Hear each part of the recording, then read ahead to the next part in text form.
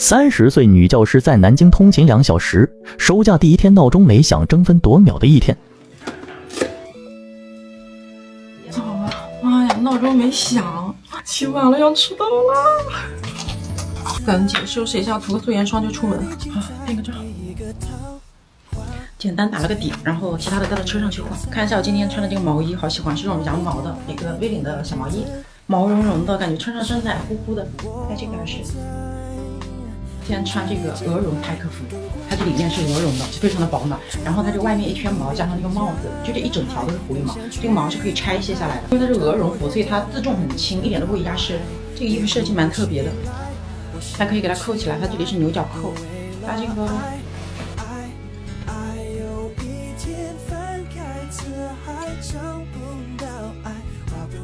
把我的化妆包全摆都装进来，东西不忘记带，所以我工作时都可以。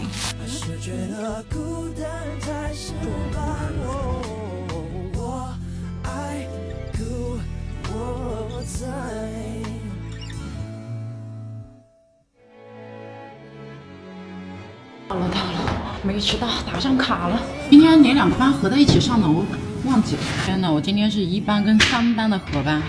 那人多到不行啊，吵到不行肯定。哦，合班呀！我今天又加了课，好烦啊！谁的手机在那哭哭响啊？下课了，只需课间10分钟来续命。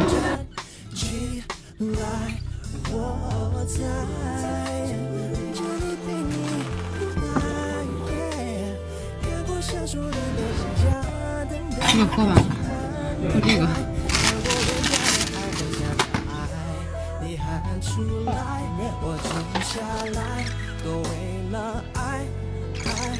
哦，今天也太冷了，裹紧我的衣服。我点了热乎乎的米线，这个天气太适合吃米线了。你们好，你们好。哇，吃这个好怕弄到身上，我要绑起来，这样吃有安全感。好辣，太辣了，都给我吃出汗了，太辣了。老公给我发视频说外面下了好大的雪，我来看一下。下了一点点，拍不太出来，但是有在下雪。中午吃的太腻了，点了杯咖啡，然后开始工作。喝完开始干活了。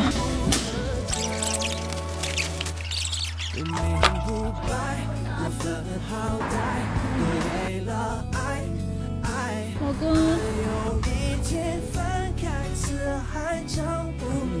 你奶奶手机号码是多少？155，199。哦，好打。喂。不打了，关闭减速。妈妈，发工资买棒棒奶糖给你。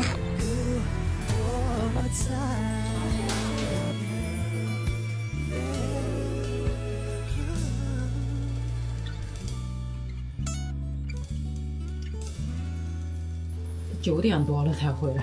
我买了一条这个呢子半裙，是这种5分的，然后还带了一个腰带，这样的。妈妈你好漂亮呀！妈妈我爱你。